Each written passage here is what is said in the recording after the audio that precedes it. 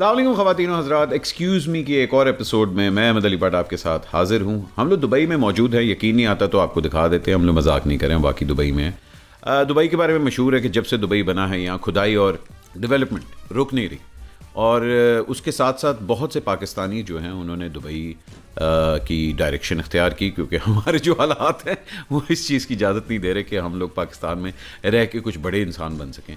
इसी तरह एक हमारे बहुत पुराने दोस्त हैं, म्यूज़िक से इनका ताल्लुक़ है, बहुत अच्छी आवाज़ के मालिक भी हैं, लेकिन मैं इनको प्यार से तो कुछ और कहता हूँ, इनका प्रोफेशनल नेम भी अभी आपको बताएंगे। सबसे अच्छी बात इनकी ये है कि पाकिस्तान में इनके कहते मौसीकी का आगाज़ शुरू हुआ, उसके बाद ये लंदन गए, लंदन के बाद अब ये दुबई आ गए हैं, और या अल्लाह हबीबी यहाँ करके वो आके दिरहम कमाना शुरू हो गए हैं। ख़वातीन हज़रात, it's my honour to interview a very dear and old friend of mine, Mustafa Zahid, लेकिन आप इसको प्यार से कहते हैं मुस्तन। मुस्तन, क्या हाल है? कैसे हैं भट्ट साहब? Good good, thank you for taking time out. Always a pleasure sir, thank you so much. आपका बहुत शुक्रिया, आपने टाइम निकाला। मैं तो कब से आना चाह रहा था पिछले शो पे भी, पर ये बकवास करे, टाइम नहीं दे रहा था। मतलब ना कि मैं तो भी आने चाह रहा था, ये हथे नहीं चढ़ता भाईजान। प्रॉपर्टी में भी आप हैं, क्रिकेट भी आप करते हैं, उसके साथ साथ आप मूव अराउंड करते हैं, ग्लोबल ट्रेंड आपका माशाल्लाह, ग्लोब ट्रॉटर हैं आप कह लें। अल्हम्दुलिल्लाह। सबसे पहले तो हम शुरू करते हैं, ऑब्वियस सी बात है, because I wanted to interview you as a profile. तो वो सवाल जो कि हर बंदा पूछना चाह रहा है, वर्जिनिटी कब लूज़ की? नहीं, रहने दे। मैं सोचने लगा था कि नहीं। अच्छा, ये देखे शर्मा भी गया साथ साथ। शर्माना पड़ता है भट्ट साहब, आपको पता है हम मशरकी लड़के हैं। हाँ बिल्कुल। रोज़न शुरू हुआ 2004 इफ आई बिलीव 2003-4, यस। वो दौर ऐसा था कि बैंड्स का कल्चर था और बैंड्स वर एवरीवेयर, और आपको ये बड़ा मैटर करता था कि यार प्लेइंग आनी चाहिए, परफॉर्मेंस आनी चाहिए, ऊपर से सुर भी आना चाहिए। ये तीनों चीज़ें होती थी। आरओ था, ईपी था, फ्यूजन था, जल, आदत, नूरी, मतलब everybody was there and everybody was a performer. Everybody was a performer. उस दौर के अंदर बैंड बनाने का आइडिया किसका था? आपका था? भट्ट साहब, मेरा इन्फ्लुएंस हमेशा से, क्योंकि बड़े भट्ट साहब अली अजमत खानदान में थे, तो देख के बचपन। अच्छा, जो लोग नहीं जानते बता दें कि भाई अली अजमत की हम बात करें, और आपसे कैसे उनका ताल्लुक? मामू है जी मेरे, वो मामू है। ये अज़ाब इलाही भी इनको मिला, ठीक है। वो अपने आप को कजन कहलवाना पसंद करते हैं, पर हेगा मामा है। कजन है, क्या डजन। हाँ जी। तो वो इन्फ्लुएंस हमेशा से बैंड्स ही थे, और फिर आप लोग माशाल्लाह उस टाइम पे you guys were rage, Noori was there, Fusion was doing amazing, और आई थिंक वो हमारा लाहौर का हमेशा से कल्चर बैंड का ही था। हाँ। तो ये कभी सोचा ही नहीं था कि यार सोलो कुछ करना है, नहीं यार बैंड ही करना है, और इसी वजह से आज तक बैंड ही है साथ, अल्हम्दुलिल्लाह। तो देखा, जुनून को देखा हुआ था, आप लोगों को देखा हुआ था, सो आई डिसाइडेड कि नहीं यार, अगर म्यूजिक बनाना है तो then it has to be with the drums, bass, guitars, that is where the soul lies. मामू वाली वो पूरा, मतलब पूरी, हाँ, पूरा वही मजा लेना, और इकट्ठा किया सबको।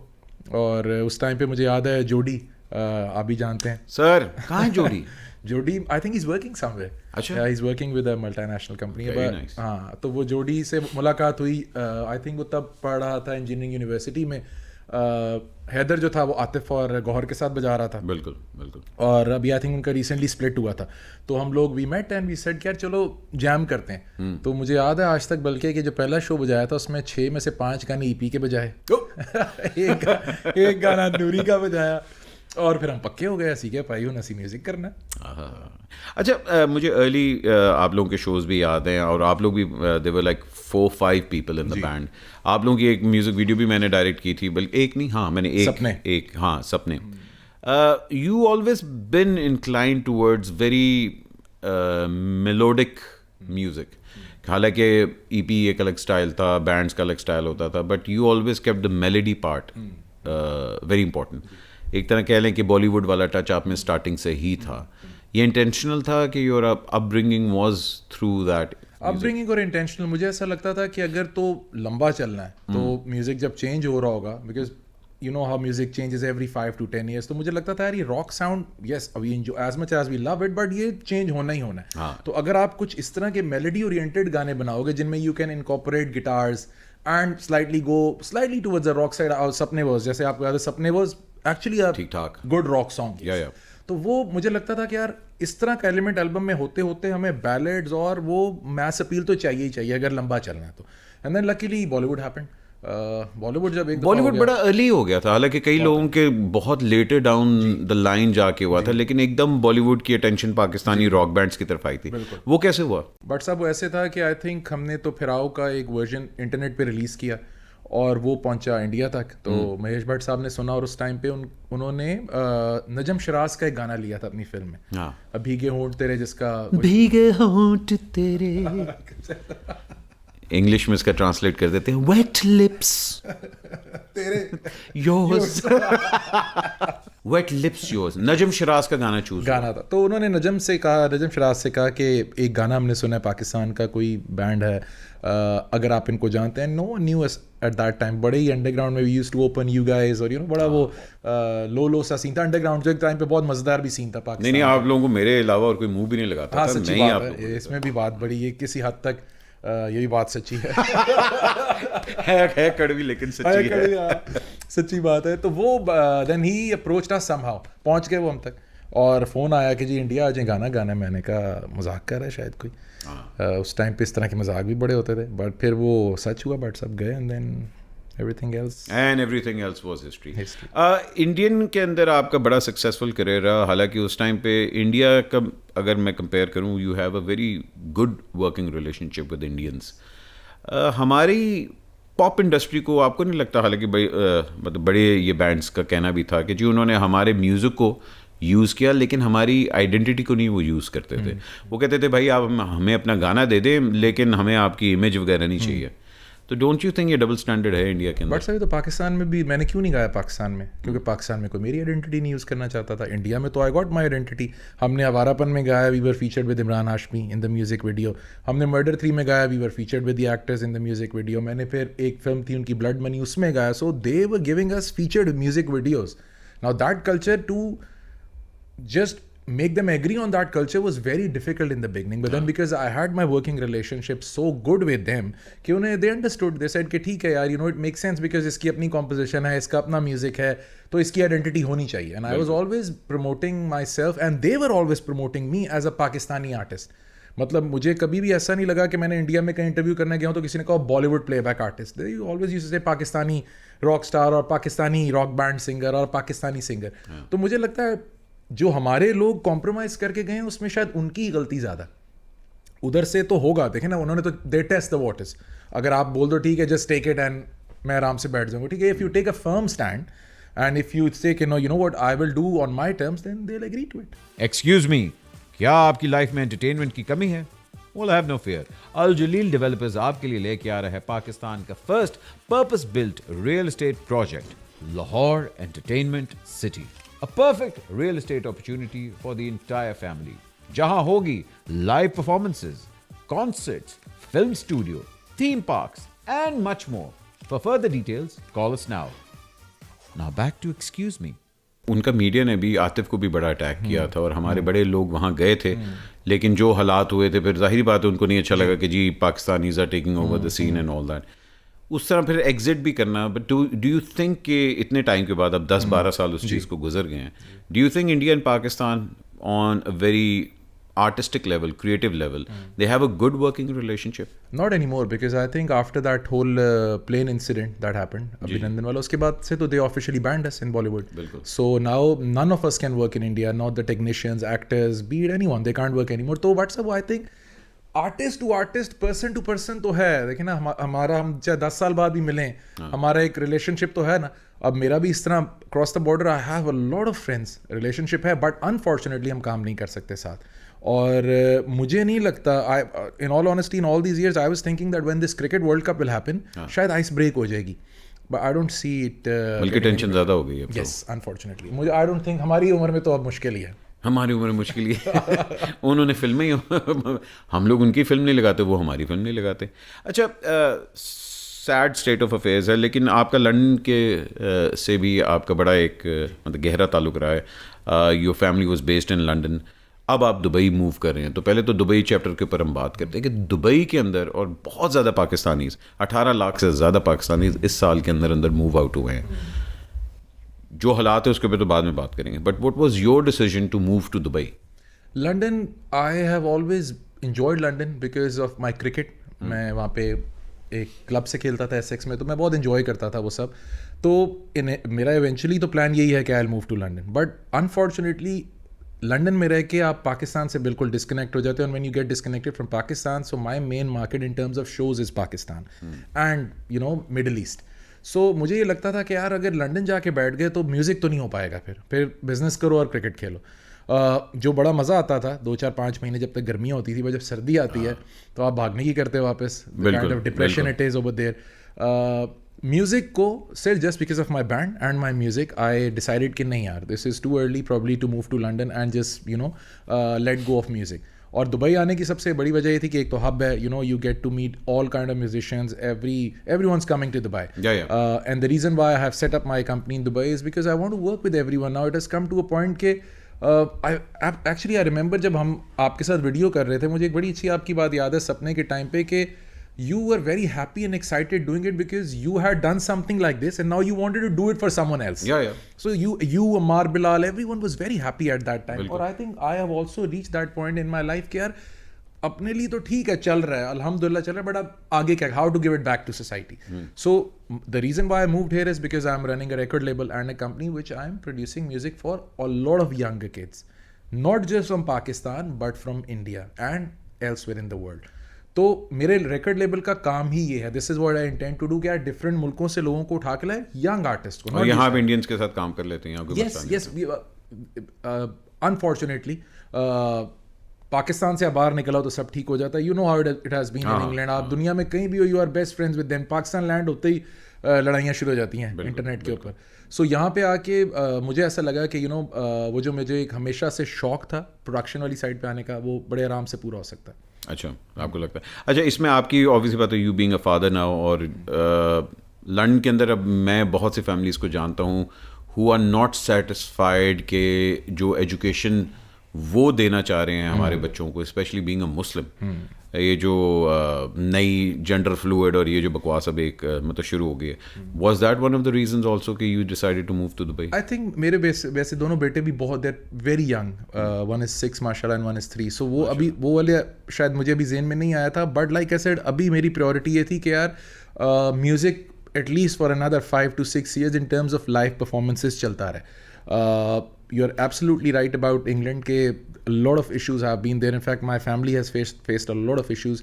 और मुझे ऐसा लगता है कि the biggest luxury this country offers you is security. उससे बड़ी luxury नहीं हो सकती. पूरी दुनिया में इससे बड़ी luxury अब कहीं भी नहीं है. Be it America, England, and you know how unsafe England has become, unfortunately. We had someone broke into our house a couple of years back in COVID. London में?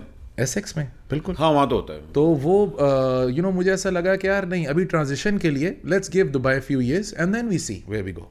अच्छा, दुबई के अंदर जो स्पेशली पाकिस्तानी जो हैं, स्पेशली स्टूडेंट्स हमारे हैं, बहुत ज़्यादा इंक्लाइंड हैं कि यहाँ जॉब्स हैं, यहाँ जी यहाँ के पैसा भी बढ़ा है, सेविंग भी बढ़ी है. फर्स्ट हैंड अब आप यहाँ रह रहे हैं, लिविंग और यहाँ स्पेंडिंग, क्योंकि हम लोग तो विजिट के लिए आते हैं, मैं आता हूँ विजिट के लिए आके चला गया. लिविंग और विजिटिंग में क्या फ़र्क है, और जो पाकिस्तानी स्पेशली यहाँ आके मूव करना चाह रहे हैं उनके लिए what are the do's and don'ts? I think if you're on a visit visa Dubai में तो आप किंग हैं. The moment it turns into residency the nightmare begins. फिर समझ आ जाती है कि ओ तेरी ये होना. And then like we were just discussing थोड़ी देर पहले कि यार अब रुपीज़ में कमा के तो आप दिरहम्स में नहीं खरीद सकते. हाँ, 79 का दिरहम हो गया जी. आज हम जहाँ बैठे हैं 79 का दिरहम है. सो कैसे आप अपना, मुझे नहीं लगता कि अगर आपका एक लिविंग स्टैंडर्ड पाकिस्तान में आप मतलब 5-6 लाख में बहुत अच्छा लिविंग स्टैंडर्ड गुजार रहे हैं. बहुत ज़्यादा मेरे भी दोस्त हैं, और लाख तक में भी 2 लाख मतलब वेरी करता है, right. 5 lakh is decent amount in Pakistan. Very decent amount. It's not in Dubai. You probably will be only paying for your son's education in Dubai. 5 lakh जी, monthly. So unfortunately ये वो बहुत फ़र्क है ना हमारी करेंसी का. बट ये है कि if you are into the scene, if you are a hustler, मुझे ऐसा लगता है if you are a hustler you can make it in Dubai. If you're not a hustler you better I think hustling is very good अगर आप single हो, मगर being a family man it's very मतलब you need to be careful because you're responsible for other people also. So वो hustling वाली जो चीज़ है वो थोड़ी सी खिड़की से बाहर चली जाती है. यहाँ फिर भी जो है at least I agree with you कि जॉब यहाँ आपकी सिक्योरिटी बहुत है. औरतें बच्चे वगैरह ये सारा कुछ सेफ है. हमारे मुल्क में अनफॉर्चुनेटली सिक्योरिटी का तो सबसे बड़ा मसला है. पॉलिटिकल आप बड़े वोकल रहे हैं अपने करियर के अंदर और आपने माशाल्लाह आज मेरा ख्याल है ना ही करें बात. अब तो करियर में रहे हैं वहीं तक छोड़ दे. ऐसे बाहर डाले तो नहीं आते. हूँ तो दुबई है गया हाले आना मैं लाहौर मैंने रेजिडेंसी मिली पासपोर्ट नहीं लभ्या. ओह अच्छा जी चलो ठीक है. फिर हम लोग पॉलिटिक्स के ऊपर बात नहीं करते मगर ऑब्वियस बात है पाकिस्तान के अंदर दो चीज़ें हैं या तो पॉलिटिक्स है या प्रॉपर्टी है. इसके अलावा हमारे पास और कोई टॉपिक भी नहीं. बिजनेसेस भी ये दो हैं और बात भी नहीं दो पे होती है. PP politics and property. Unfortunately जितना भी हम इसको डॉज करना चाहें लेकिन हमारा मुल्क अभी एक ऐसी स्टांस पे खड़ा है जहाँ क्रिएटिव पीपल हम जैसे लोग जो आर्ट्स कल्चर और इस चीज़ में बिलीव करते थे कि यार फिल्म इंडस्ट्री हो ड्रामा इंडस्ट्री हो टेलीविजन इंडस्ट्री रेडियो इंडस्ट्री ये सारी चीज़ें being an artist you can't survive now any. आप इस चीज़ पे भी नहीं सर्वाइव कर सकते कि यार मुझे कल को ड्रामा इंडस्ट्री के अंदर मुझे कितना काम मिल रहा है कितना नहीं मिल रहा बिकॉज रुपए की वैल्यू डिवैल्यूएट हो रही है. यहाँ ये सब कुछ करके आपका stance I just wanted to understand कि डू यू थिंक कि पाकिस्तान के हालात अगले 5 साल में आपको बेहतर होते हुए नज़र आ रहे हैं? अभी अगर हम आज की बात करें तो बिल्कुल नहीं नज़र आ रहे. कल को कुछ मिरेकल हो जाए तो you never know. But I don't this was actually the reason why I also moved out. और हम पक्के लाहौरी हैं मतलब हम लाहौर से दूर रह ही नहीं सकते. मैं हमेशा से अपने दोस्तों को बात करता था तो हंसते थे कि यार जिस तरह वो हीथ्रो लैंड करो एक स्मेल आती है ना मज़ा आता है. लाहौर भी लैंड करो तो अपने का भी स्मेल वो उसका कोई मुकाबला नहीं है. और पावे किसी का क्यों ना है लाहौर आ गए. पर भट्ट साहब अब वो स्मेल आनी बंद हो गई unfortunately.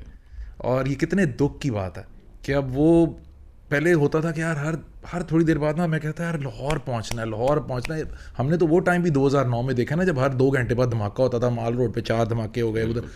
And we stood by our country and our people and our city. But unfortunately अब बच्चों के बाद से आप डर जाते हो फिर कि यार आपके बच्चे हैं आपकी फैमिली है. You are always on the go always travelling shows वो पीछे घर कौन देखेगा. सिक्योरिटी गार्ड मतलब ऑल द टाइम मोबाइल पे कैमरा ऑन ना देखा सिक्योरिटी वाला बाहर नहीं बैठा हुआ तो मुसीबत पड़ गई. घर फ़ोन करी जा रहे हैं वो क्रिएटिविटी कहाँ से आएगी अगर आप इन चीज़ों के ऊपर चले गए. तो क्रिएटिविटी के लिए तो आपको सबसे पहली चीज़ है peace of mind and you being yourself. If you are not being yourself अगर आप चौकीदार हो तो आप कहाँ से क्रिएटिव काम करोगे.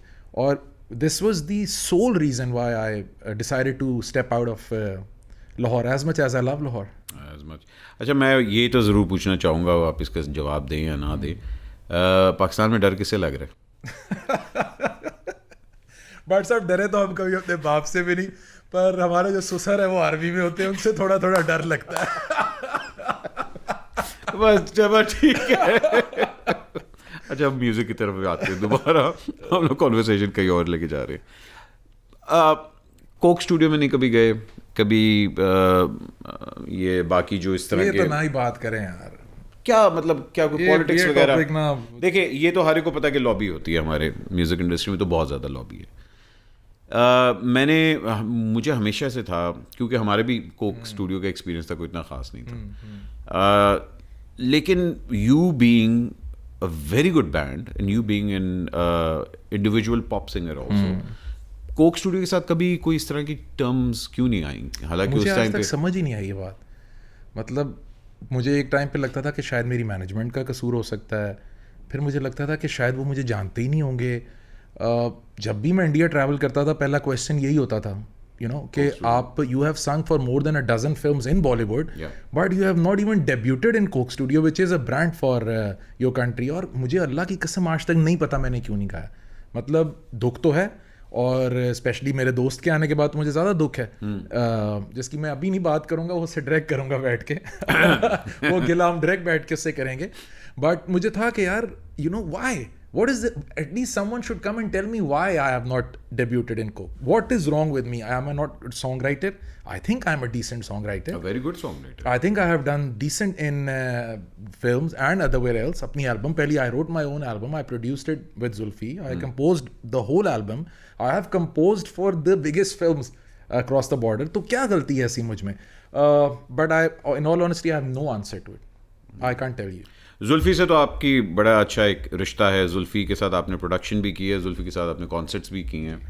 नए कोक स्टूडियो के अंदर और पुराने कोक स्टूडियो में, स्पेशली रोहेल हयात वाला कोक स्टूडियो जो था और अब जुल्फी वाला जो कोक स्टूडियो है, सबसे बड़ा आपको मेजर चेंज क्या नज़र आता है?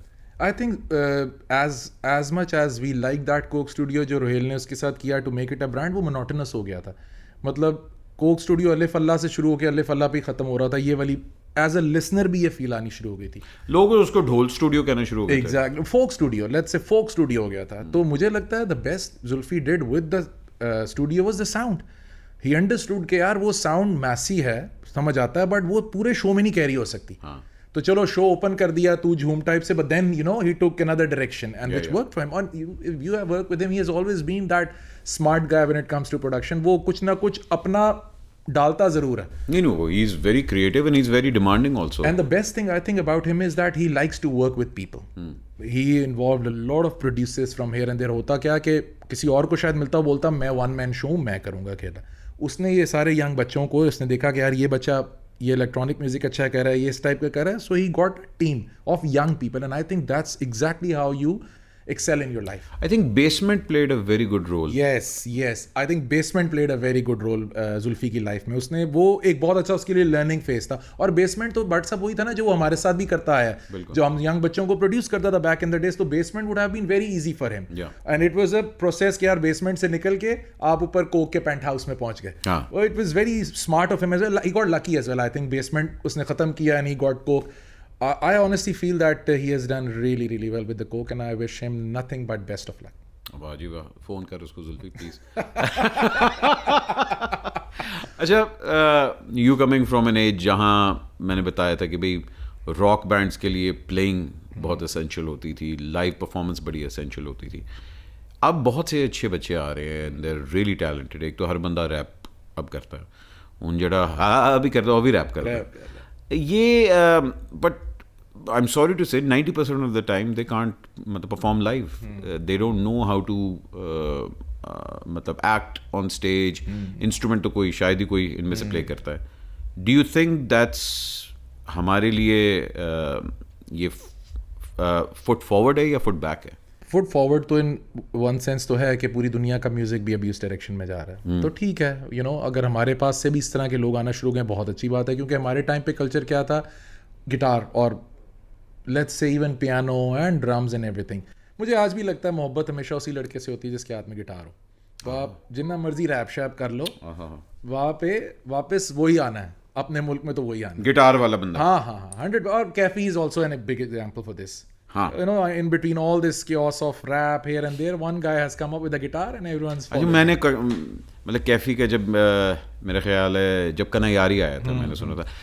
मैं बल्कि उसकी बात करूँ, मुझे लगता है कि कैफी बेचारे का ना किसी ने बटवा खो लिया था. तो उन्हें मेरे पैसे को आज के मुझे बेचारा वो लगता था. और मगर जब ऑब्वियसली बात है, one of the biggest hits जो हमारे रिसेंट टाइम का है वो है कहानी मुझे प्यार हुआ. अब गाने की हम लोग हुक लाइन की भी बात करते हैं. You being a producer yourself, मुझे प्यार हुआ जब भी किसी ने गाया है, कॉपी किया है, ट्रिब्यूट पेश किया, जो भी किया है, हमेशा वहां से शुरू करते हैं अंतरे से. दीवाना हुआ, कोई वहां से नहीं शुरू करता. मुझे प्यार हुआ, ठीक है. What's the difference? I mean, do you think कि हुक लाइन तो वही थी एक्चुअल गाने की? मुझे लगता है बट सब टाइम हैज चेंज. जिस तरह हम अपने टाइम पे जब गाने बनाते थे, क्या होता था कि यार हमने एक सेट फॉर्मूला था. वर्स आया, उसके बाद प्री कोरस आया, कोरस आया, उसके बाद ब्रिज आया, आगे जाके सेकंड कोरस के बाद ब्रिज आया, सोलो बजाए वो. अब वक्त चेंज हो गया. क्यों? एक सेकंड में स्वाइप अप होना है. So every artist has to make sure that the chorus, the main punch line has to hit right away. The best thing has to. The best has to come first.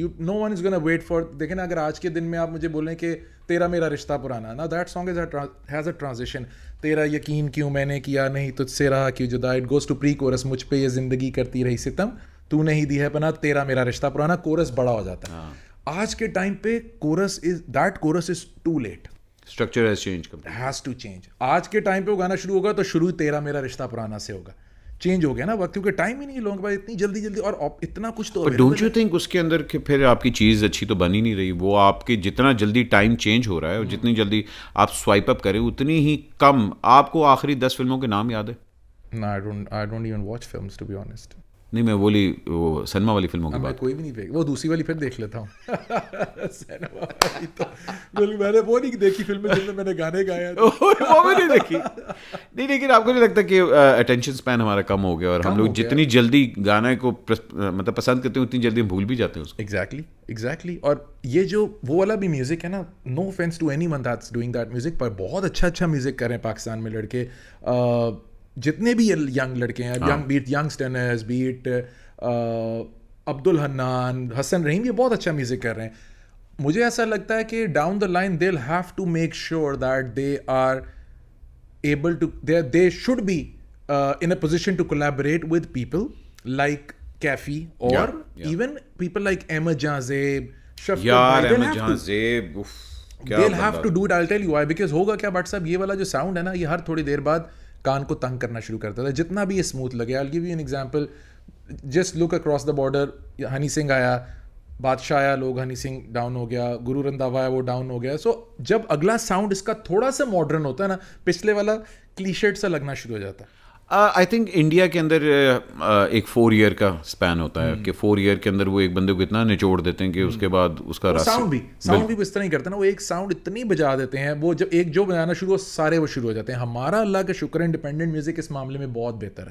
Do you think that's the reason why India के अंदर कभी कोई आतिफ नहीं आया, कभी कोई राहत नहीं आया उनके इन पास? टर्म्स ऑफ इंडिपेंडेंट म्यूजिक तो नहीं आया, बिकॉज हर किसी को बड़ा सिंपल पता था that if I have to run my kitchen I have to go to Bollywood. So if you remember back in the days, they had amazing kick-ass artists. Silk Route was an amazing band. Right. That guy had to sing for Bollywood. Mohit Chauhan, Euphoria. As much as we love Euphoria, Euphoria did not that great because Bollywood became huge. जब ये KK solo albums कर रहा था, Sonu Nigam was doing solo music. If you remember, though, that was amazing times in terms of independent music, even in India. और ये मैं तब की बात कर रहा हूँ जिस टाइम पे आप लोग थे पाकिस्तान वाली साइड पे, तो हमारा इंडिपेंडेंट म्यूजिक उनके आमने सामने आके खड़ा था। अब हमारा इंडिपेंडेंट नेक्स्ट लेवल है, उनका गिर गया और उनका बॉलीवुड भी गिर गया। उनका बॉलीवुड भी इसलिए गिर गया बिकॉज कोई चीज़ नई नहीं है ना। अब आप देखें वही ओल्ड चीज़ों को आप रिसाइकिल करी जा रहे हैं, तो I think they have amazing music producers over there जो कि कमाल का काम करते हैं। लेकिन वही बात है कि आप हालांकि साउथ का म्यूजिक बहुत आला है। साउथ तो इट्स नेक्स्ट लेवल, वो तो उनके मूवीज, उनका music is next level. I have heard some of the stuff from the south, it's unbelievable. Cricket से प्यार कब शुरू हुआ और क्रिकेटर्स के साथ बड़ी और ये वो क्रिकेट लीग और ये कम्प्लीटली एक डिफरेंट चीज़ है। हर पाकिस्तानी बंदा या तो वो क्रिकेटर बनना चाहता है, एक टाइम पे कहीं और जाना चाहता था, मगर अब वहाँ से डर लगता है। तो क्रिकेट का शौक कहाँ से आया? Cricket, but I've always been that guy, you know. Started playing in England.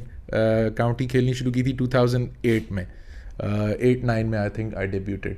और शौक स्कूल से ही था, खेलता था स्कूल में भी, बट कभी फिर उस तरह का और गाइडेंस कोई नहीं थी, ध्यान लग गया हुआ था म्यूज़िक वाली साइड पे। तो जब थोड़ा सा म्यूज़िक सीधा हो गया तो फिर काउंटी खेलनी शुरू की। फिर खेलते I came to a point that I decided कि यार कुछ तो करना चाहिए एंटरटेनमेंट और क्रिकेट को लेके। तो बहुत I really wanted to do something in England, because I was talking to someone in England and we were planning कि यार कुछ पाकिस्तान से क्रिकेटर्स लाते हैं, you know, we will do some events here, कुछ इस तरह सोचता था। करते ब्रेनस्टॉर्म करते इट सडनली हिट मी कि यार क्रिकेटेनमेंट नाम से एक लीग होनी चाहिए where the entertainment should meet cricket, because हमारे पास या क्या सबसे बड़े एक्टर्स और सिंगर्स हैं और क्रिकेटर्स हैं, और तो कुछ है ही नहीं। नहीं अब तो पॉलिटिशियंस हैं। हाँ, सबसे ज्यादा रेटिंग तो वो लेके जाते हैं। मेरी लीग में पॉलिटिशियंस भी हैं, वो भी अवेलेबल हैं, उसके ऊपर भी बात करते हैं। सो फिर लाला के पास गए कि वो अपनी सीट पे आए हैं।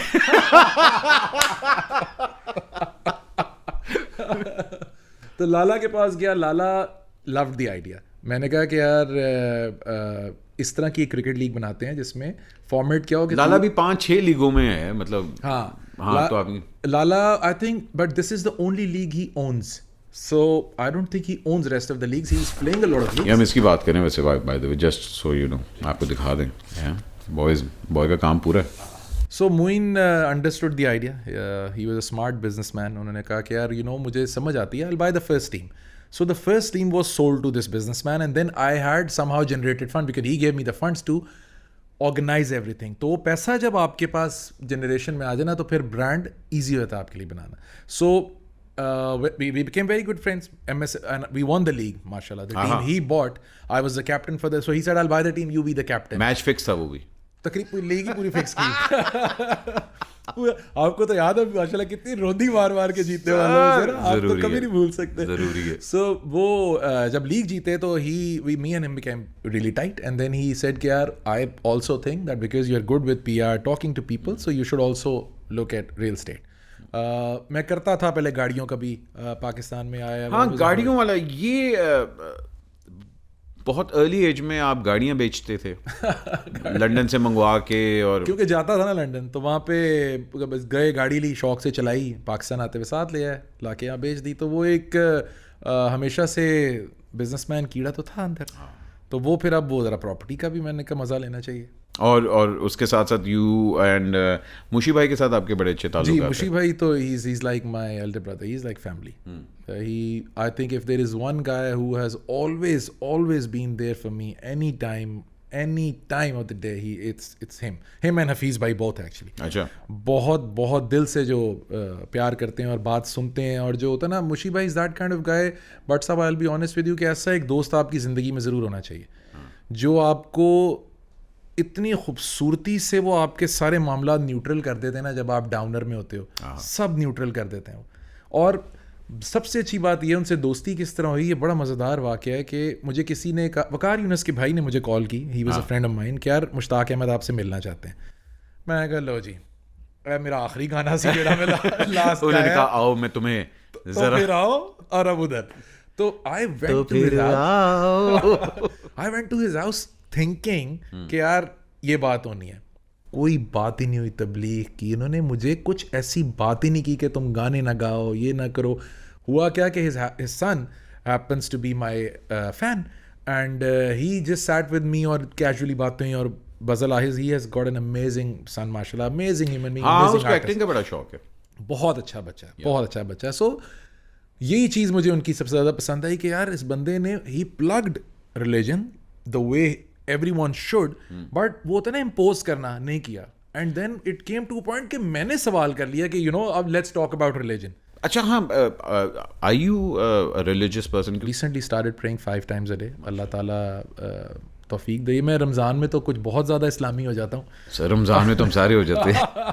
पर अब मैं कोशिश ये कर रहा हूँ कि अल्लाह ताला तौफीक दे रमज़ान के अलावा भी इस्लाम के क्लोज रहने की. नहीं, अच्छी बात है, ये चीज़ें होनी चाहिए. आई थिंक ये उम्र के साथ साथ, स्पेशली जब आप खुद एक फैमिली मैन बन जाते हैं ना, तो ये चीज़ें आप में खुद ब खुद ही आना शुरू हो जाती हैं. और गैदरिंग भी अगर आप if you are hanging out with good people like Mushtaq Ahmed, people like Hafiz, Shahid Afridi, they have a lot of value for their religion, and they never say it or they don't try to impose it, but this is what I was saying, the way they plug it in their conversations, the way they plug it by giving you an example या आपको कोई advice देते हुए, it's beautiful. और मैं तो it has come to a point कि I learn so much from them कि मैं भी कहीं ना कहीं बैठ के अब प्लगिंग करता रहता हूँ रिलीजन की. आई थिंक वही बात है, आपकी कंपनी अगर अच्छी होगी तो ऑब्वियस बात है इन्फ्लुएंस भी अच्छी होगी.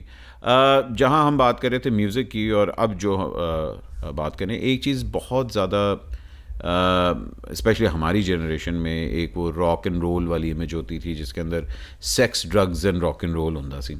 रॉक एंड रोल तो मैंने याद है, सेक्स ड्रग्स नहीं मैंने याद. ठीक है ना? याद नहीं याद. 100% याद ने. बट अब जो सेक्स ते ड्रग्स ਨੂੰ ਵੀ याद है.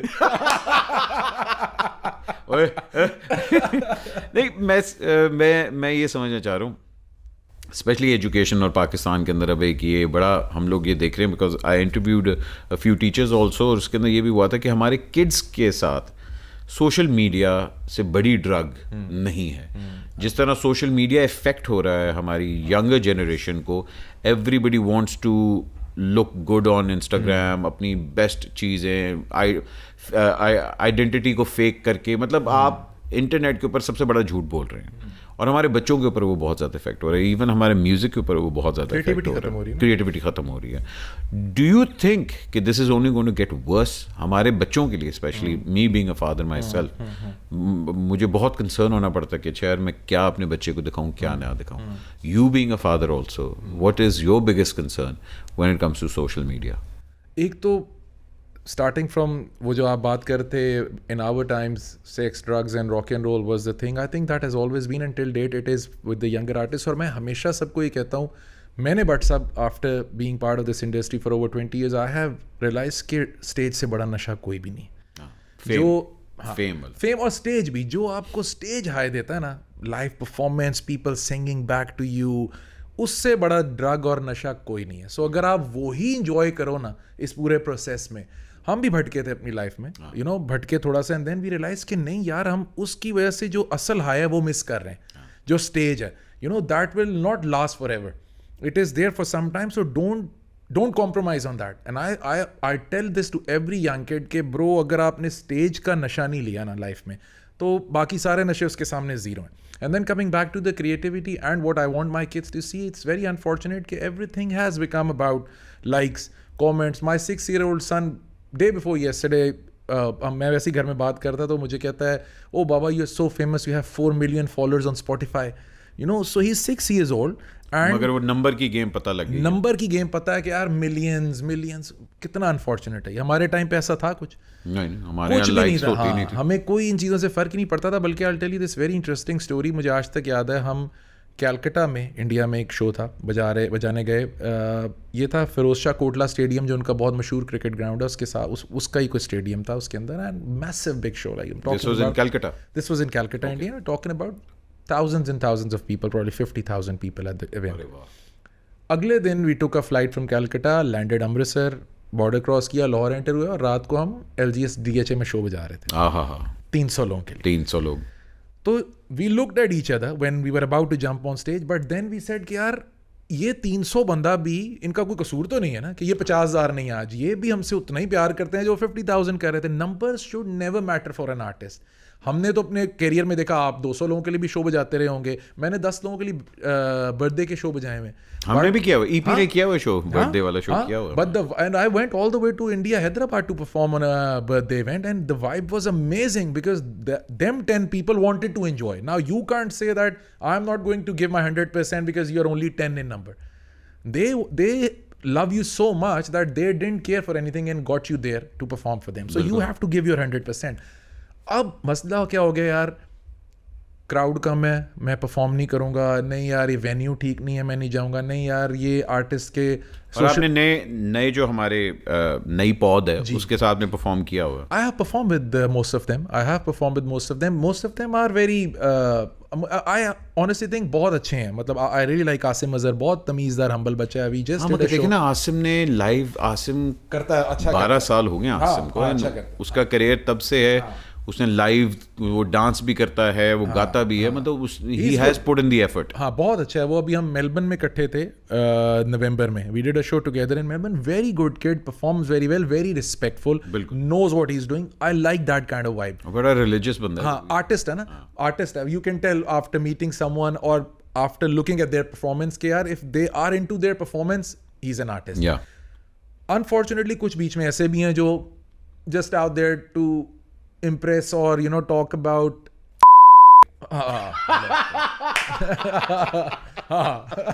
thank you for making it so easy for me. पर ये कि उन्हें बर्दाश्त करना पड़ना है. क्यों जी, इन्होंने क्यों बर्दाश्त करना है? इनके इंस्टाग्राम पे फॉलोअर्स बहुत ज़्यादा है. एक तो खुदा का वास्ता, ये इस फोरम से I want to clear it to every musician out there, भाईजान, इंस्टाग्राम के फॉलोअर आपको कभी पैसा बना के नहीं देंगे. Make your Spotify strong. Your Instagram से क्या मिलना है आपको यार? आई थिंक इंस्टाग्राम, क्या आर्टिस्ट को व्हाट्सएप, म्यूजिशियन को इंस्टाग्राम का क्या करना है? कख नहीं. Instagram is for, I think कि सबसे बड़ी जो एक झूठ है वो इंस्टाग्राम पे, और ज़्यादातर तो सबसे ज़्यादा हाईएस्ट इंस्टाग्राम जो यूज़ हो रहा है वो के लिए हो रहा है. सो अनफॉर्चुनेट, राइट? अब मैं इन सब बच्चे जितने भी हैं ना, मैं जिसको मिलता हूँ मैं उसे कहता हूँ यार, get your self registered with companies like PRS, get your royalties. तुम लोगों ने 10 साल बाद अपना इंस्टाग्राम फीड खोलनी है, टके का कुछ नहीं आ रहे हो ना. स्पॉटिफाई खोलना है ना, डॉलर्स आ रहे होंगे. Try to understand, educate yourself. किसी से बात करो कोलैबोरेशन की, मुझे ₹1,00,000 दे दें, मैं गाना गाऊंगा, मैं ₹2,00,000 दे दें. I am trying to educate them with my platform that I am fine, I am happy to pay you and take everything. Why don't you keep 25% royalty? मुझे आज तक रॉयल्टी आती है यार, तो फिर आओ की. मुझे आज तक रॉयल्टी आती है, तेरा मेरा रिश्ता पुराना की डॉलर्स में आती है. अब मैं उस टाइम पे जाके कहता मैंने 50,000 होर दे दो, मैंने रॉयल्टी नहीं चाहिए, तो आज रो रहा होता ना बैठ के. ये तो है अनफॉर्चुनेटली, क्योंकि अगर आप देखें कि हमारे जितने बड़े बड़े मतलब जितने आइकॉनिक नेम्स हैं उनमें से सबकी रॉयल्टीज दूसरी कंपनीज को जाती बट सब Junoon does not own their music, you know that right? Sir Nusrat Fateh Ali doesn't own their music. How sad is that? बिल्कुल. कि अब पीछे एक गाना मैडम था नूरजहां का अभी तक फटे चल रहे. जी. सो अब ये सोचें कि अगर हम हमारे जाने के बाद हमारे बच्चों को क्या सिक्योरिटी है कि कुछ आ रहा है उनको. अब we are not landlords right. हमने को हमारी कौन सी फैक्ट्रियाँ चल रही हैं या कौन से हमने को 50 अपार्टमेंट लेके दुबई में बिल्डिंग्स में खड़े किए हुए हैं. The royalty is the only thing that they will probably get and say यार my father has done something for me, you know, जो अब्बू को छोड़ के ही गए हैं. तो हमारी प्रॉपर्टी हमारी रॉयल्टी है. बट अनफॉर्चुनेटली हम आज तक फेसबुक पे पोक करने पे लगे हुए लड़कियों को. साडा ध्यान उत्थे ही है कि कुड़ियां नू पोक करो. फिल्टर ला के बस हम वहां फंसे पड़े. अनफॉर्चुनेटली हम अभी भी स्लाइडिंग इनटू डीएम्स. फिल्मों का क्या आपको सीन नज़र आ रहा है पाकिस्तान के अंदर? स्पेशली एक ही हमारे पास मौला जट आई थी जिसने इस साल कोई बिजनेस किया, उसके बाद तो कोई आपको नज़र नहीं आ रही. फिल्मों पाकिस्तानी इंडिया की आपने ज़्यादा फिल्में गई, पाकिस्तानी के लिए कभी ऑफर नहीं आपको हुआ कि यार पाकिस्तानी? मैंने एक ही गाई थी आज तक, एक ही फिल्म गाई हुई आई थिंक, वो ज़िंदगी ना मिलेगी, ज़िंदगी कितनी हसीन है, आई थिंक जियो की फिल्म थी, उसके लिए गाया था. I'll be very open about it. The reason people think I don't want to sing it, I don't sing it because they don't pay me enough.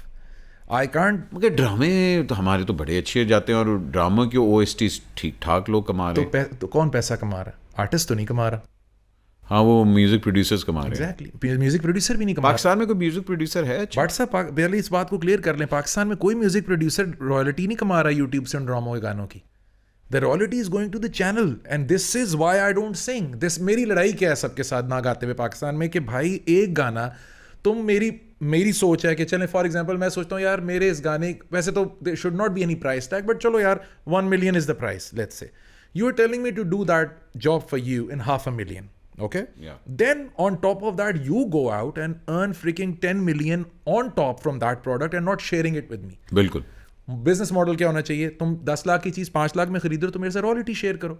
Royalty की बात करो तो मुंह सब किधर उधर हो जाते हैं.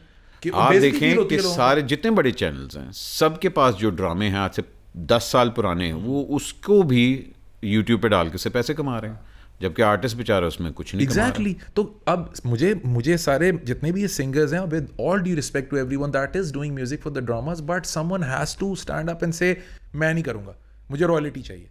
अब देखें ना, मैंने आशिकी 2 में गाया इंडिया में, मुझे रॉयल्टी आती है उसकी, वो गाना रेडियो पे चलता है, मुझे रेडियो प्ले के पैसे आते हैं. I was not composer of that song, I lended my voice, but I have 25% rights to that song. It comes to me. मुझे आवारापन के आज तक पैसे 75% आते हैं because I was the composer. मैं एक ड्रामे के लिए गाना बनाऊं आधे से आधे पैसों में भी, और हो क्या रहा है, जिस प्रोडक्शन हाउस या चैनल ने वो रिलीज़ किया है वो करोड़ों व्यूज़ के बाद उससे करोड़ों कमाई जा रहा है, और मुझे उसने शुरू में ही मंजन भेज दिया कि यार बजट नहीं है. पाकिस्तान में आपको पता है कभी किसी के पास बजट नहीं होता ना. हाँ वो हमारा अल्हम्दुलिल्लाह तारीख ऐसी कि हमारे पास बजट ना कभी भी नहीं हुआ, वो तो किसी के पास ना मुल्क का बजट सही चल रहा है. हाँ वो तो छोड़ दे ना, बजट की तो बात ही छोड़ दे. बजट सिर्फ एक के पास है. हाँ. सो अब सोचें मुझे सिर्फ व्हाट्सएप बताएं, आज हम दोनों डिसाइड करें कोलैबोरेशन करना, ठीक है? लेट्स से आप मुझे बोलते हैं यार let's put $500,000 each and we collaborate on music. What should be the deal? We share 50-50, right? 50-50. It cannot happen that you are taking my services or you are taking my creativity on your platform and you are just saying नहीं यार बस तुम्हारा मेरा ताल्लुक आज से खत्म है. How am I going to make money? और ये someone has to stand up in the industry and say यार you know it's enough is enough. यार 2.5-4 लाख रुपए, 5 लाख 6 लाख खत्म हो जाना है सारा. This is what these musicians don't understand.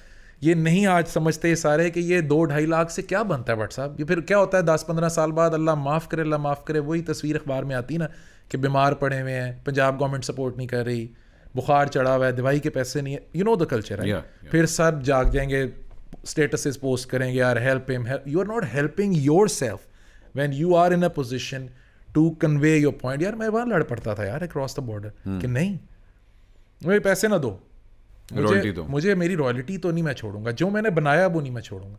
सही बात है। और ये वाकई हमारे म्यूजिशियंस को इस चीज़ का एहसास ही नहीं है।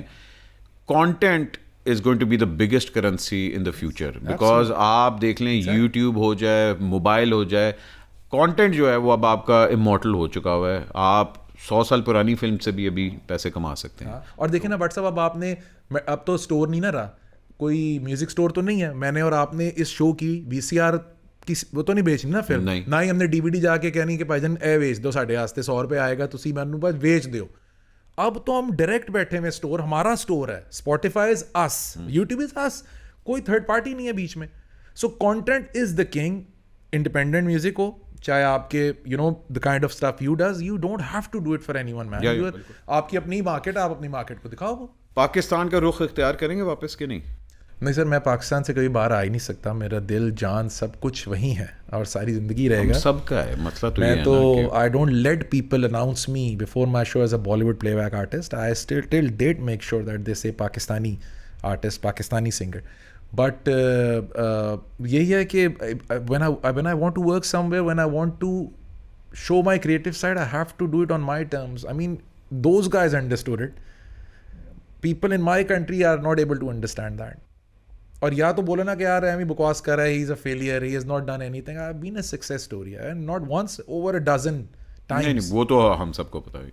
तो फिर अब आप फिल्मों की बात करते हैं ना, फिल्मों का फ्यूचर कहाँ देखते हैं? मुझे सबसे ज़्यादा फिल्मों को लेके, because I am a musician, so I look at the film in terms of music वाली सेंस है कि यार what is music saying. Music आज तक यही समझ नहीं आई फिल्म प्रोड्यूसर्स को कि भाई फिल्म का म्यूजिक एक बहुत बड़ा USP है। We started making Aashiqui's 2 music in 2011, film came out in 2013, 2 years we were working on the music.